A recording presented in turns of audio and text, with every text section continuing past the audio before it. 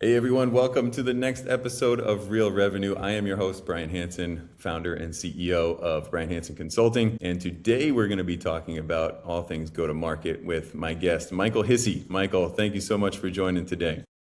Brian, thanks for having me. All right, absolutely. So you are a fairly new head of GTM at Capture. So maybe just before we dig into some of the details of what you're working on there and some of the philosophy around go-to-market that you have, take us through a little bit what Capture is, what you guys do over there, and what you've been hired to do. Yeah, so Capture is an on-device SDK that does image verification for the proper parking of micromobility vehicles. So think like scooters, and also proper delivery of like last mile packages, parcels, things like that. So ensuring that things are delivered properly. Its main value add is that it has a machine learning model that runs on device as opposed to pinging up to the cloud. So it's a faster user experience. It's better for the users in real time, but also it requires less money, requires less consumption of energy, and it just overall is a smoother experience for ensuring that things are put back the right way, essentially.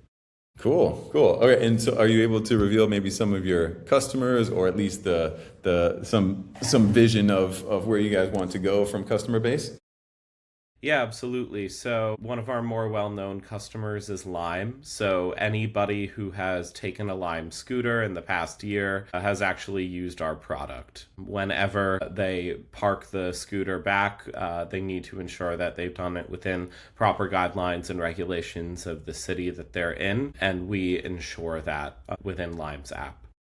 Got it. Okay, cool. All right, excellent. So, starting in new, what are some of the biggest things that you're working on, or what? Maybe we'll start with a slightly different question. Like, what attracted you to come to Capture? What were some of the big challenges that you guys are trying to solve? Yeah, so when I first was getting recruited to Capture, I was trying to wrap my head around it, and I had never sold such a technical product before. I've been working in the tech industry for 8 years now, but selling an SDK specifically to highly technical teams, both at micromobility and in delivery companies, was a unique challenge. So being able to not just focus on the sale, but I've also been hired to lead on the product marketing aspect of that, to be able to articulate how our product functions and where the value is in Mm, this marketplace was an interesting challenge, and that's what made me want to join the company. That and the fact that it really is like a large focus on sustainability, both within the micromobility industry and just by nature, our product cuts down on energy consumption. So I think a lot of the time when people hear AI companies, they kind of think, oh, wow, you're, killing the planet. But in our case, it's actually quite the opposite. all right, cool. Okay, so take us through a little bit now from a go-to-market perspective. Your strategy, what are you thinking about? When you and I were talking prior to this session, we were talking about the role of a GTM engineer and how that's impacting the go-to-market strategy. So is that part of your vision? And if so, how are you piecing together your experience of prior SaaS companies and now, as you were describing, some of this smaller team, scrappier team, trying to make this new approach to hardware and software coming together work well? How are you thinking about that when it comes to go to market? Yeah, so just in the initial phases, I want to get as much exposure to the micromobility industry as possible. So there's theoretically no reason why, like any company that's operating a fleet of micromobility vehicles, whether those are scooters, bikes, e-bikes, mopeds, things like that, there's no reason why they couldn't be working with us. And so, really doing a global scrape of every company that's in that space is I would say, the first part of my strategy. And then reaching out to individuals who are at those companies with really pointed, personalized messaging is Mm. the second part of that. In order to do that, the company that came up with the idea of the go to market engineer is called Clay. And Mm-hmm. that is definitely a central part of my toolkit as I go to market. I tend to use Clay and Claude together very kind of like in a complementary fashion. Mm. And what you're able to do with that is just create really highly personalized outbound that is not going to just seem like, AI slop, like spam and spray that you end up getting, like, I think a lot of the time when people are not using them correctly, Yeah. or they might have been using like some of the sequencers of the past, and, you just get this like very sort of generic message. I think it's really important as the function of, sales, marketing, go to market, like all these things come together. I think you need to approach them very holistically. You need to use the tools that are available and that are advancing at such a Mm. rapid pace in synchronization. And that's what I think, in my case, what it means to be a go to market engineer, because Man. the sales. Yes, yes, and ideally it is about customization, and not just customization for the sake of selling someone. I think that's we all experience that on the receiving end now.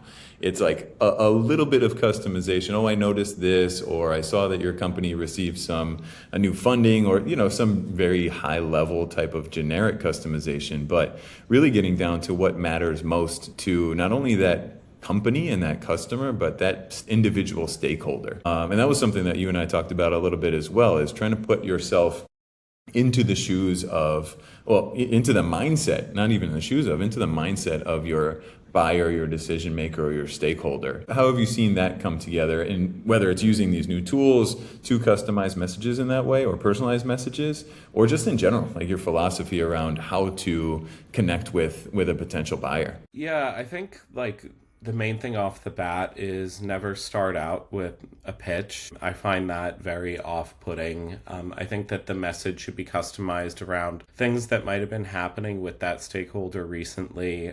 So if they've been posting on LinkedIn, like engaging with that, follow the companies that they're working at, possibly commenting on their posts from the past, and not necessarily even being like, oh, like, I need to talk to you like right now, just keeping the door open for a conversation in the future and not making the ask too hard. I think it depends on what it is, the product it is that you're working on. Some things have longer cycles than others. And so when you're able to take a much more patient approach to that, I find that that works better.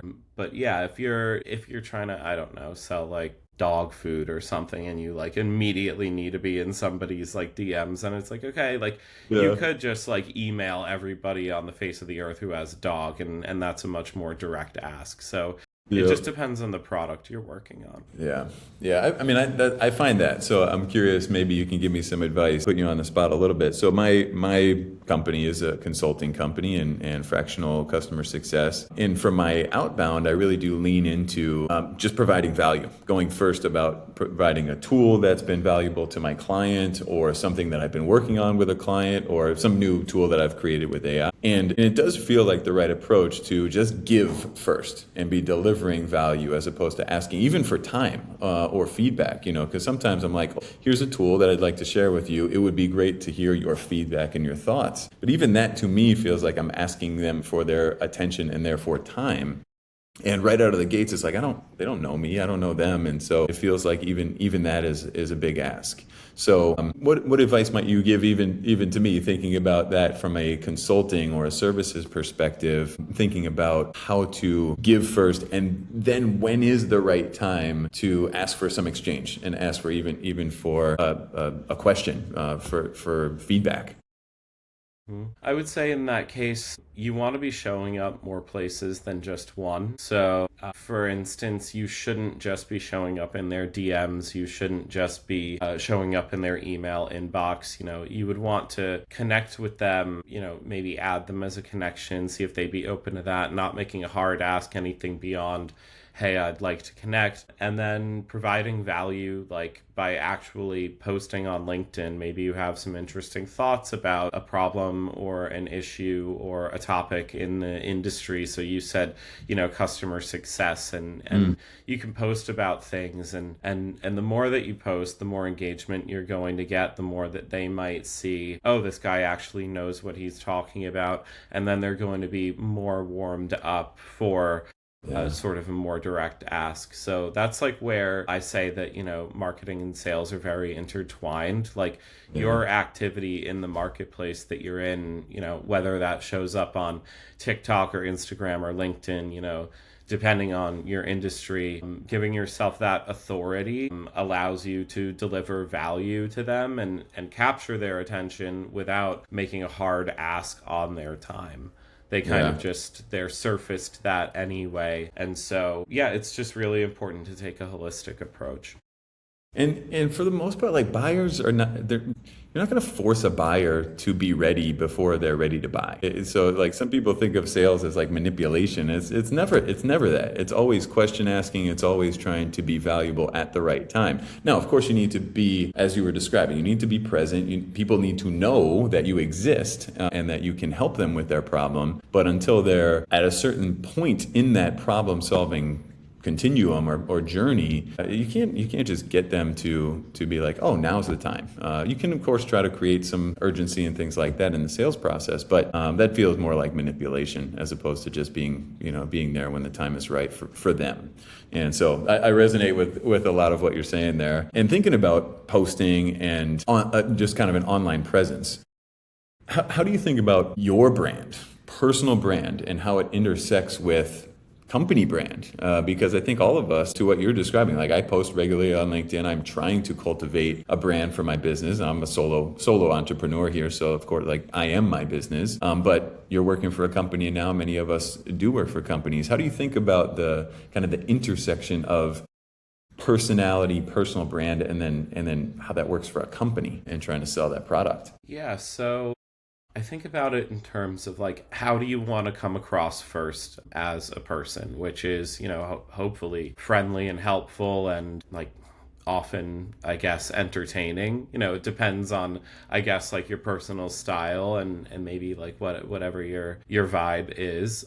But I think that that's translatable across companies. And the more that you develop in one particular career or a certain career path, you may go from company to company.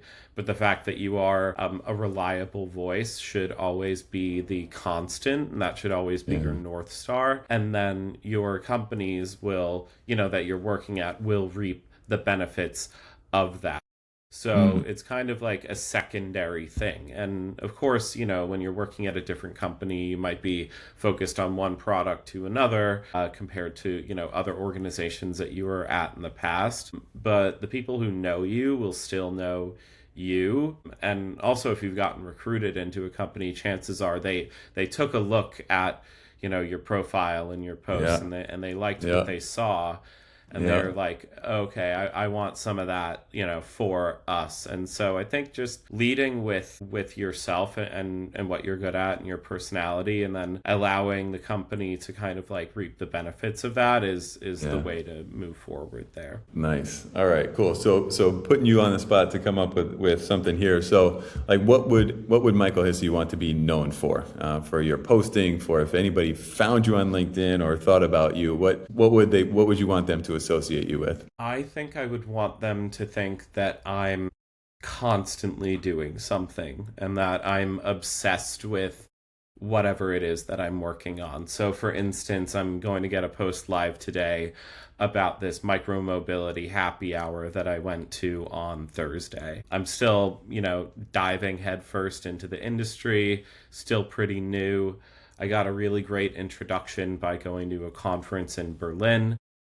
Cool. And now, I don't want my like events to be, limited to huge conferences. Like I want to be connecting with people locally who care about the same issues that I do, which is getting people around. And so Nice. I would say that, I'd want people to be associating me with just somebody who like is a nerd and like really cares a ton about what he's doing and kind of wants to spread that.